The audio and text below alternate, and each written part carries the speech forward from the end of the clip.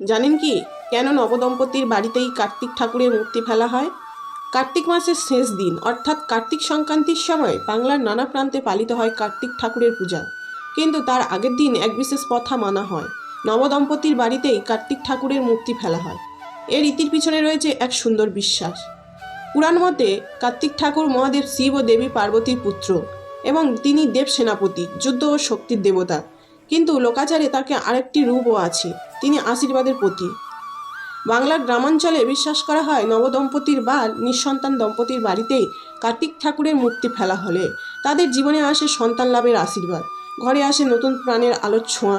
তাই এটি শুধু পূজা নয়, এটি এক আনন্দোৎসব, এক আশীর্বাদের রীতি যা প্রজন্মের পর প্রজন্ম ধরে বয়ে চলেছে আমাদের বাঙালি সংস্কৃতির অমূল্য ঐতিহ্য হিসেবে।